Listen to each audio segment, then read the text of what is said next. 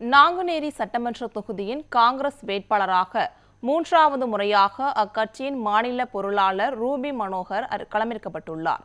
யார் இந்த ரூபி மனோகர்? அவர் கடந்து வந்த அரசியல் பயணம் என்ன? விவரிக்கிறது இந்த செய்தி தொகுப்பு.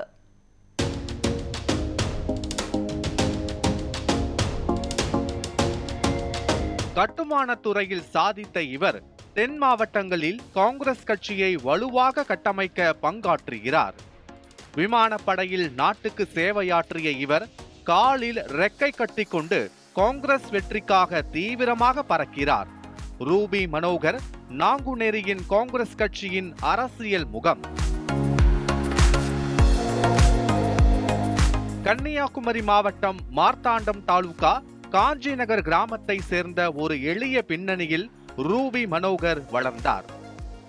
ஒரு கட்டுமான நிறுவனத்தை உருவாக்கும் நோக்கத்துடன் சென்னைக்கு குடிபெயர்ந்த இவர் இதுவரை 250க்கும் மேற்பட்ட திட்டங்களையும் 5500க்கும் மேற்பட்ட குடியிருப்பு அலகுகளையும் நிறைவு செய்துள்ளார். இந்த திட்டங்கள் பெரும்பாலும் பொருளாதாரத்தில் நலிவடைந்த பிரிவினருக்கே பயனளிக்கும் வகையில் அமைந்திருந்ததாக பெருமையுடன் கூறுகிறார். தற்போது திருநெல்வேலி மாவட்டத்தில் உள்ள நாங்குநேரி சட்டமன்ற தொகுதியின் காங்கிரஸ் சட்டமன்ற உறுப்பினராக பணியாற்றி வரும் ரூபி மனோகர் கடந்த 3 ஆண்டுகளாக தமிழ்நாடு காங்கிரஸ் கமிட்டியின் பொருளாளராகவும் பொறுப்பு வகித்து வருகிறார்.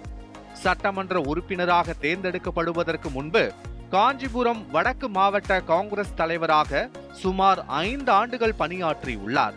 தாம்பரம் நகர காங்கிரஸ் தலைவராக சுமார் 3 ஆண்டுகள் பணியாற்றி காங்கிரஸ் கட்சியின் வளர்ச்சிக்கு பெரும் சேவை புரிந்துள்ளார். காங்கிரஸ் கட்சி உடனான ரூபி மனோகரின் தொடர்பு தற்செயலாக திடீர் உதயமாக கருத முடியாது. காரணம் 1995ஆம் ஆண்டு முதல், அதாவது கடந்த 30 ஆண்டுகளுக்கும் மேலாக காங்கிரஸ் கட்சியின் தீவிர தொண்டராக செயலாற்றி வருகிறார்.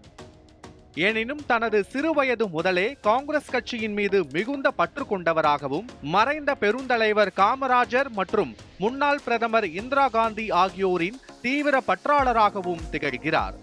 இந்திய விமானப்படையில் சேருவதற்காக செல்வதற்கு முன்பு தனது பள்ளி பருவத்தில் இருந்தே கன்னியாகுமரி மாவட்டத்தில் காங்கிரஸ் கட்சிக்கு தீவிர ஆதரவு அளித்து வந்துள்ளார்.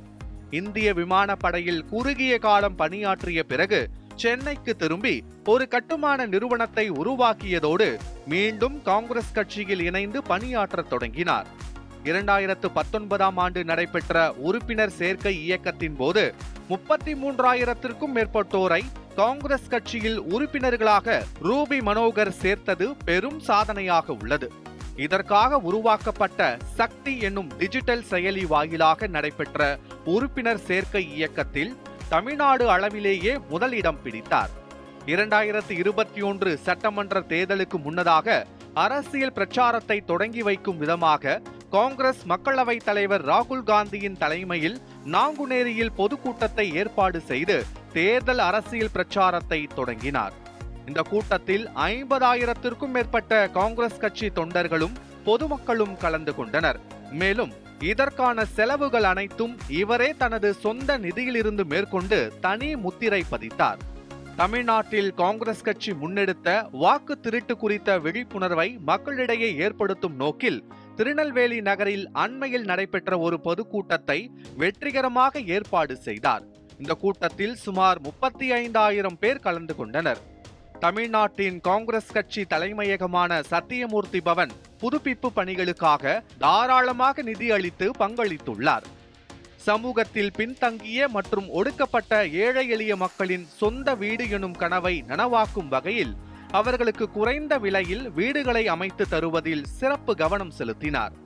வட சென்னையில் குறைந்த கட்டணத்தில் மருத்துவ சேவைகள் வழங்கும் நோக்கில் வால்பஸ் மெரிடியன் மருத்துவமனை எனும் மருத்துவமனையை கட்டுவதற்கு பங்களித்துள்ளார். கன்னியாகுமரி மாவட்டம் விளவங்கோடு சட்டமன்ற தொகுதியில் அமைந்துள்ள தனது சொந்த வட்டாரமான மார்த்தாண்டம் பகுதி மக்களுக்கு இலவச ஆம்புலன்ஸ் சேவையை தொடர்ந்து வழங்கி வருகிறார்.